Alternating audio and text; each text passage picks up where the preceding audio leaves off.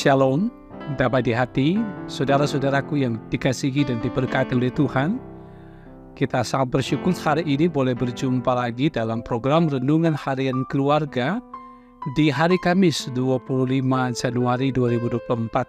Saya percaya hari ini kita dipenuhi dengan berkat Tuhan, dengan itu kita syukuri hari ini dan kita beribadah kepada Tuhan. Mengawalinya, mari kita berdoa. Tuhan Allah Bapa kami di sorga, pemilik kehidupan, kami sangat bersyukur dan berterima kasih oleh karena anugerah kasih sayang-Mu Bapa dalam perjalanan kehidupan kami.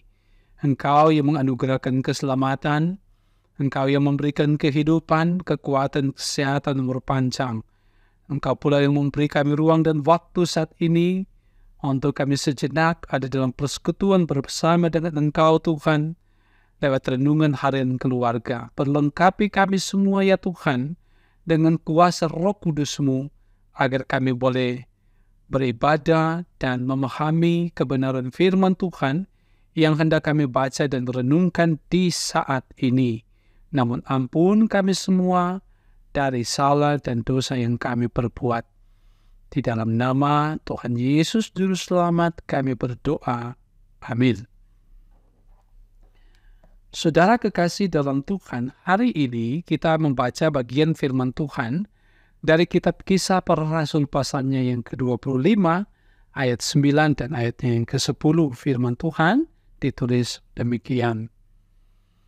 Tetapi Festus yang hendak mengambil hati orang Yahudi, menjawab Paulus, katanya, "Apakah engkau bersedia pergi ke Yerusalem, supaya engkau dihakimi di sana di hadapanku tentang perkara ini?" Tetapi kata Paulus, "Aku sekarang berdiri di sini di hadapan pengadilan Kaisar, dan di sinilah aku harus dihakimi. Seperti engkau sendiri tahu benar-benar, sedikit pun aku tidak berbuat salah terhadap orang Yahudi." Demikian kebenaran firman yang kita baca. Kita merenungkan bagian ini dengan tema kebenaran dan ketidakbenaran.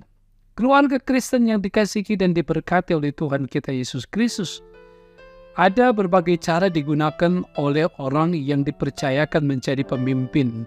Salah satunya dengan membangun citra diri untuk mempertahankan popularitas dengan memainkan perasaan dan persepsi publik terhadap kepribadiannya. Cara demikian dianggap sebagai pilihan agar supaya tetap dalam posisi aman dan tetap mendapat simpati dari banyak orang. Hal ini dilakukan oleh Festus yang memberikan atau membiarkan Paulus dalam penjara sebagaimana kita bisa baca dalam pasal 24 ayat 27 dengan maksud hendak menggunakan Paulus sebagai alat untuk menarik simpati dari orang-orang Yahudi. Festus menjaga kepentingan politiknya sehingga lebih mengikuti kemauan orang Yahudi daripada menyatakan kebenaran. Ia berusaha membujuk Paulus agar bersedia pergi ke Yerusalem untuk diadili di sana. Hal ini dilakukan oleh Festus untuk menyenangkan hati orang-orang Yahudi. Nah, keluarga Kristen yang dikasihi dan diberkati oleh Tuhan kita Yesus Kristus, Paulus sebagai orang yang teguh berpegang pada kebenaran tidak menerima permintaan Festus. Di Kaisaria, di mana Paulus dipenjarakan, di situ pula Paulus menyiapkan diri untuk diadili.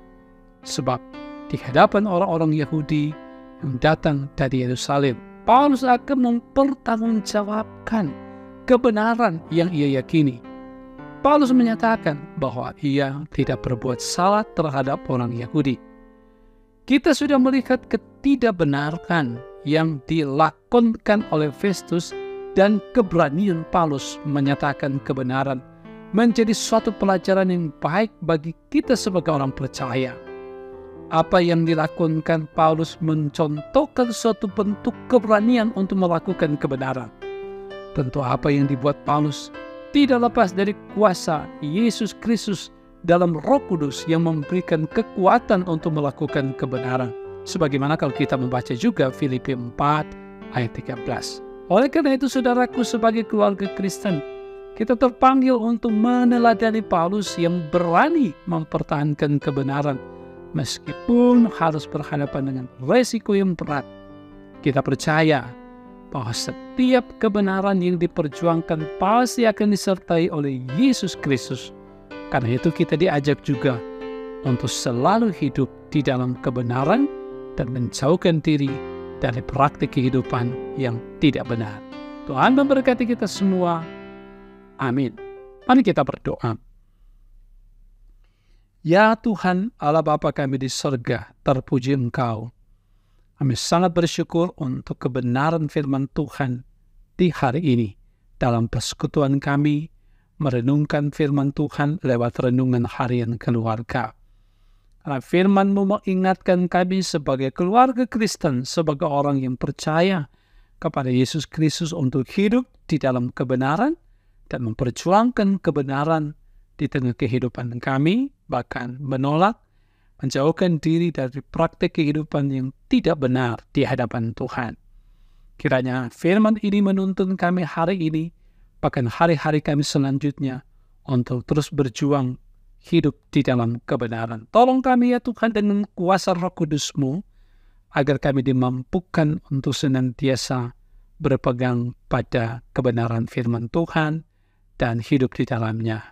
Berkati kami pribadi, berkati keluarga, suami, istri, anak, orang tua kami, supaya keluarga kami pun hidup di dalam kebenaran. Bahkan jemaat Maranatha Selatan, semua kami yang setia mendengarkan renungan ini, diberkati oleh Tuhan memperjuangkan hidup untuk ada di dalam kebenaran.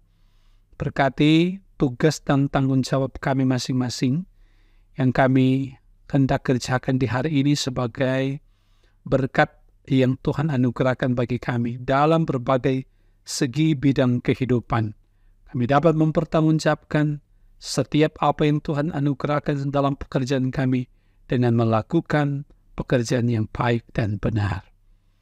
Berkati perangkat pelayanan yang ada, hamba-hamba-Mu, diaken, penatua, pendeta, Kau berkati semua kami, bahkan kostor pegawai diberkati oleh Tuhan, dan terlebih tim multimedia Engkau berkati oleh Tuhan.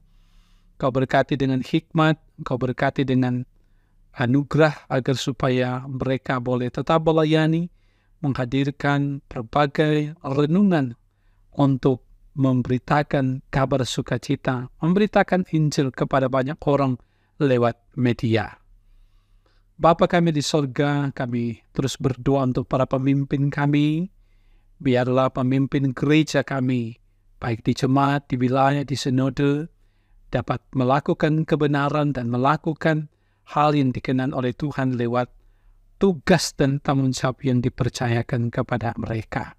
Demikian pula, Kau memberkati pemerintah kami, dimampukan mereka untuk melaksanakan tugas dan tanggung jawab dalam kebenaran, baik di tingkat pusat, daerah kami, Provinsi Sulawesi Utara, Tomohon, Selatan ini, diberkati para pemimpin kami, bahkan masyarakat yang dipimpin diberkati oleh Tuhan. Jauhkan dari bencana, jauhkan dari mara bahaya, tetapi kami senantiasa hidup di dalam Engkau ya Tuhan. Sepanjang kehidupan kami hari ini, kami serahkan ke dalam tangan kasih Tuhan, termasuk bagi kami yang mungkin ada dalam pergumulan, dikuatkan iman percaya kami. Dan terpuji Engkau Tuhan, di dalam nama Tuhan Yesus kami berdoa. Amin.